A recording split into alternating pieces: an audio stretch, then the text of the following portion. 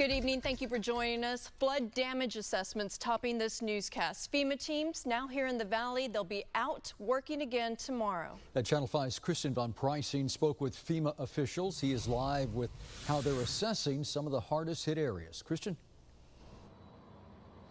I'm here at the Valley International Airport because here is where the FEMA officials came to do their debriefing after they toured Cameron County today.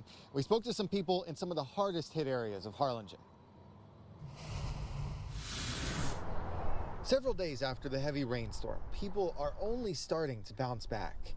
The road is muddy and debris sits on the curb here at this neighborhood off Wilson Road in Harlingen.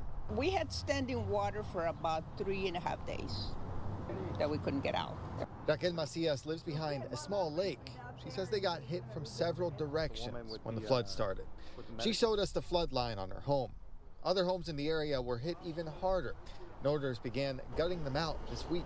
It started really light, the rain, but then as time went by during the evening, it was nonstop. She tells us yesterday she started to see municipal and aid groups coming through her neighborhood.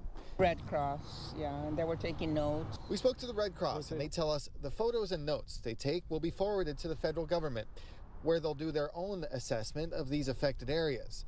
A FEMA representative we spoke to today confirmed staff was assessing damage in Cameron County for the purposes of a possible disaster declaration.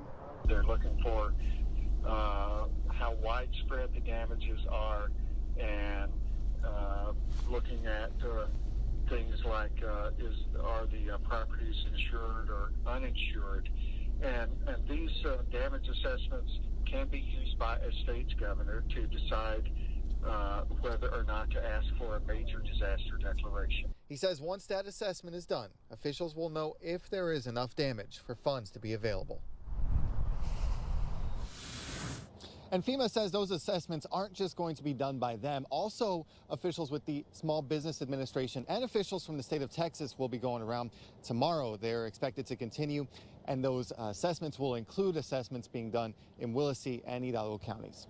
Live at the Valley International Airport, Christian von Preissing, Channel 5 News at 10.